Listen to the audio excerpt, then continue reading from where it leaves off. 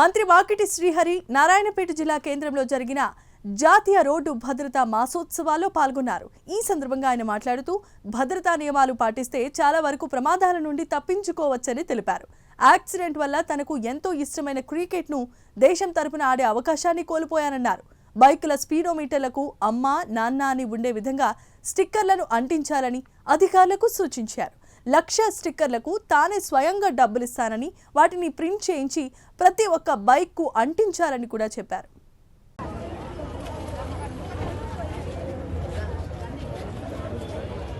రహదారి భద్రతా ప్రతిజ్ఞ అందరూ చేయాలమ్మా. ఎవరెవరికైతే అమ్మ నాన్న మీద ప్రేమ ఉందో వాళ్ళందరూ చేయాలి. అమ్మ నాన్న ప్రేమ స్టార్ట్ చేయనా? రహదారి భద్రతా ప్రతిజ్ఞ. నేను భారతదేశ పౌరుడిగా మోటారు వాహనముల చట్టంలో పొందుపరిచిన రోడ్డు నియమ నిబంధనలను పాటిస్తానని ఇతరులకు శ్రేయస్సుని రోడ్డు వినియోగదారులను గౌరవిస్తానని రోడ్డు ప్రమాదములు జరగకుండా నా కర్తవ్యాలను శ్రద్ధతో అంతఃకరణ శుద్ధితో నిర్వహిస్తానని రోడ్డుపై ప్రయాణించేటప్పుడు ట్రాఫిక్ నియమాలను ఆయన 2 విషయాలు మాట్లాడి కోరుకుంటున్నాం.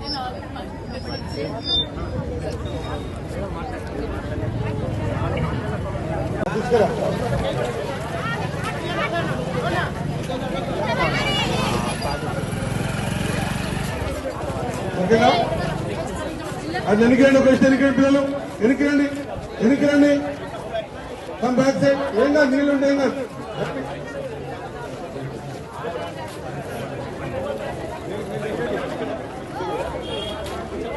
ఓకేనా? చిన్న మాట అందరూ పట్టుకుని చేద్దామా? ఈరోజు ఏమని చేద్దాం? రోడ్ గవర్నమెంట్ ఇచ్చాయో అతను పాటిద్దాం. ఓకేనా? రోడ్డు పాటిస్తాం కదా, గట్టి పాటిద్దామా? గట్టి చెప్పాలి, పాటిద్దామా? బోలో భారత్ మాతాకి జై తెలంగాణ, జై అమ్మా నాన్న, గట్టిగా జై అమ్మా నాన్న, జై తెలంగాణ, బోలో భారత్ మాతాకి.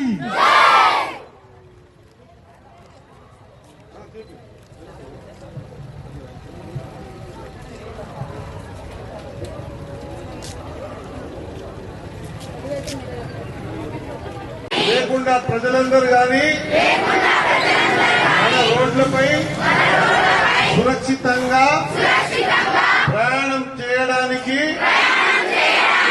సహకరిస్తానని దృఢ సంకల్పంగా ప్రమాణం చేస్తున్నాను. ఒక విషయం గుర్తుపెట్టుకోవాలి, మీకు అందరికీ ఇప్పుడు మీ కొంత పేరెంట్స్ దాపెట్టుకుని బైకులు తీసుకొని నడుపుతా ఉంటారు, చేస్తూ ఉంటారు. ఇప్పటికీ అందరికి సైకిల్ వచ్చు కదా? సైకిల్ అందరికి సైకిల్ నడుపుకుని ఎన్నిసార్లు కింద పడ్డారు? ఎన్నిసార్లు టక్కరిచ్చారు ఇంకోరికి? చిన్నమ్మా,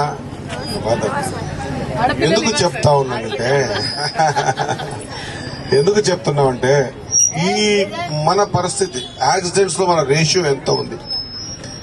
ఎవ్రీ సెకండ్ మినిట్ ఒక యాక్సిడెంట్ అవుతా ఉంది. ఎవ్రీ సెకండ్ మినిట్ మన దేశంలో ఒక యాక్సిడెంట్ అవుతా ఉంది. యాక్సిడెంట్ అనేది తెలియకుండా జరిగేది.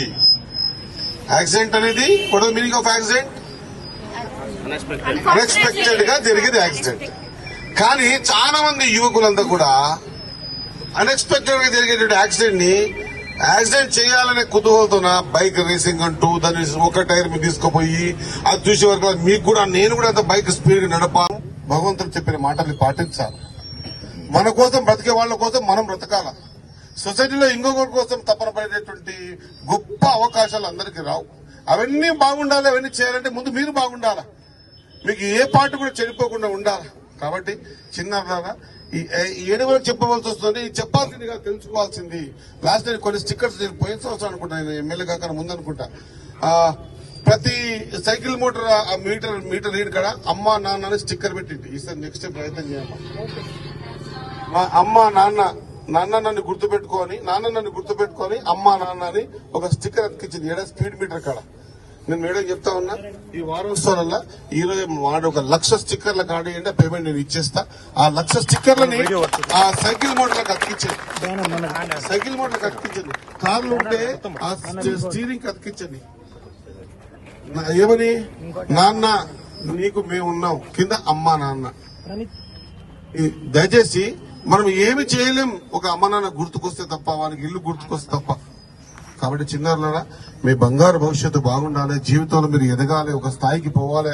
ఆ పోవడానికి భగవంతుడు ఇచ్చిన ఈ శరీర ఆకృతి సక్రమంగా ఉండాలి. ఏ చిన్న లోటుపాటు జరిగినా కూడా జీవితంలో మీరు కోల్పోతారు. కోల్పోయిన తర్వాత బాధపడితే ఏమీ ఉండదన్న విషయాన్ని మరొకసారి చిన్న తెలియజేసుకుంటూ, మీకు అందరికి కూడా ఈ అమ్మ నాన్న రైట్, వెరీ నైస్. నేను ఈ స్టిక్కర్ చెప్పామ్మా, ఎవరు మీడియంతో నెంబర్ తీసుకో. 1,00,000 స్టిక్కర్ నాన్న అమ్మ నాన్న ఏమంటాం దాన్ని, ట్రాఫిక్ రూల్స్ అన్ని కొద్దమ్మా. నాన్న మీకు నాన్న మరవకు అమ్మ నాన్న కింద ఒక స్టిక్కర్ కొటేషన్ ఏమో చెప్పించిస్తాడు. దయచేసి చిన్నారులారా, మీరే మా భవిష్యత్తు. మాకు వేరే కోరికలు ఉండవు, ఇంకా వేరే కోరికలు మాకు ఉండవు. మీరు మంచి స్థాయిలో చదివి మీ రంగాలు ఏ రంగంలో ఎంచుకోండి, ఆ రంగాలలో పై స్థాయికి పోతా ఉంటే, మీరు మమ్మల్ని బలకరించకుండా పోతా ఉంటే, మీ టీచర్లు మీ మేడము వీళ్ళంతా చూసి అరే మా పిల్లలు ఈ స్థాయికి ఎదిగినప్పుడే ఒక 100 కోట్లు ఇచ్చిన కంటే ఎక్కువ మాకు. కాబట్టి ఈ రోడ్డు వారోత్సవాల కార్యక్రమంలో మీరందరూ పార్టిసిపేట్ కావాలా, ఇది అవేర్నెస్ పెంచుకోవాలి. కాబట్టి మీరందరూ కూడా చక్కటి కార్యక్రమం నిర్వహించేందుకు మా మేడం బోధిని మేడం గారికి హృదయపూర్వక అభినందనలు. మా మేడం కూడా చాలా ఇంట్రెస్ట్ గా పనిచేస్తామని చెప్పేసి మేడం గారికి, పార్టిసిపేట్ అయిన మా డైరెక్టర్ ఆర్టీఐ మెంబర్ గారికి అందరికీ కూడా శుభాకాంక్షలు తెలియజేస్తూ, దురదృష్టం ఇటువంటి చెప్పవలసి వస్తుంది. చెప్పే విధంగా కాకుండా మనమే ఇంకొకరికి ఆచరణలో పెట్టి చూపించే విధంగా మన జీవితాలు ఉండాలని, మీకు అంతా మంచి జరగాలి, భగవంతుడు మీకు మంచి భవిష్యత్తు ఇవ్వాలని, ఎలాంటి ఆటంకాలు లేకుండా మీ జీవితం కొనసాగాలని భగవంతుడు ప్రార్థిస్తూ ముగిస్తాను. జై హింద్. మీరు ఫాస్ట్ గా వెళ్ళాలా, మీ మీద ఆశలు పెట్టుకున్న మీ పేరెంట్స్ గుర్తు పెట్టుకోవాలి. మీకు కొద్దిగా ఎక్కిదిగానే నువ్వు వింటున్నా, లిజన్. మీ మీద పేరెంట్స్ ఒక్కటే కాదు, మాకు కూడా ఎన్నో ఆశలు. మా భావి భారత పౌరులు మీరు రేపు పొద్దుగాల పై స్థాయిలో పోవాలా, మీరు అనుకున్న ప్రొఫెషన్ లో ఎంతో ఎత్తుకెదగాల. చిన్న ఇన్సిడెంట్ మీ జీవితాన్ని నాశనం చేస్తుంది. నేను బెటర్ ఎగ్జాంపుల్ ఇవ్వను ఒకటి, ఇవ్వనా? నేను క్రికెట్ ఆడేవాడిని.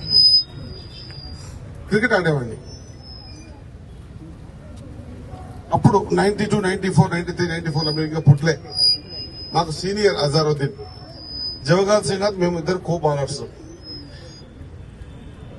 రంజీ వరకు అంటే తెలంగాణలో అప్పుడు ఆంధ్రప్రదేశ్ కలిసి ఉంటాయి కాబట్టి ఇక్కడ అవకాశాలు లేకుంటుండే. అప్పుడు అవకాశాలు ఎక్కడెక్కడ చూస్తే మహారాష్ట్రలో అవకాశాలు ఎక్కువ ఉంటుండే. వింటున్నారా? ఇదొక్కసారి వినండి చాలు, మిగతా జీవితంలో ఏం కోల్పోయానో తెలుస్తుంది. ప్లీజ్.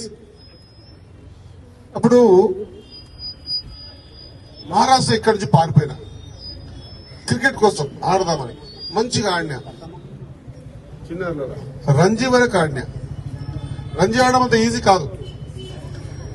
ఒక స్టేట్ కి ఇంటర్ స్టేట్స్ ఆడిన తర్వాత రంజీ అవకాశం ఇస్తారు. ఆడి వస్తున్న సందర్భంలో కొత్త బైక్ కొనుక్కున్నాం, హెచ్డి. అప్పుడు హెచ్డి జావాలు ఉంటుండే. ఆ హెచ్డి తీసుకొస్తున్నప్పుడు ఇక్కడ మా తెలంగాణలో ఉండేవి కాదు, మహారాష్ట్రలో ఉండేవి. అక్కడి నుంచి ఇక్కడ తెచ్చుకుందాం హెచ్డి తెస్తున్న పూణే దగ్గర నాకు యాక్సిడెంట్ అయింది. అప్పటికి నేను రంజీ ఆడినా, నాకు మహారాష్ట్ర గవర్నమెంట్ జాబ్ ఇచ్చింది. జాబ్ ఓన్లీ ఫార్మాలిటీగా జాబ్ చేసుకుంటూ రంజీ ప్రాక్టీస్ చేసుకోవచ్చు. Shivaji stadium, Brabourne stadium.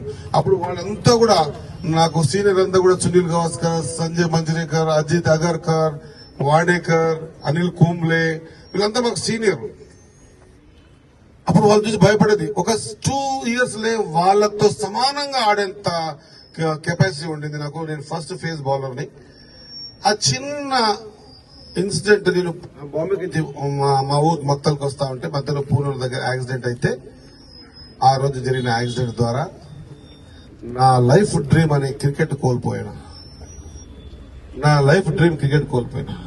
నాకు సర్వైకల్ స్పైన్ లో చిన్న వేన్ దెబ్బతిన్నది, ఆడలేకపోయినా. నేను ప్రతి దాదాపు 10 years ఏడిస్తే రాలేదు, తూడిస్తే రాలేదు. అది నా మిస్టేక్ కాదు, కానీ ఎదుటోడు చేసే మిస్టేక్ కూడా నేను కింద పడిపోయి నా చేతులు రెండు పనిచేయవు. ఏమి కోల్పోయినా అనేది నన్ను అడిగితే చెప్పగలుగుతా. మీరు కోల్పోవద్దని ఇంత గట్టిగా చెప్తా ఉన్నా. జనరల్ గా భగవంతుడు మనకు అన్ని పార్ట్స్ ఇచ్చింటాడు. ఏ పార్ట్ కూడా మనకు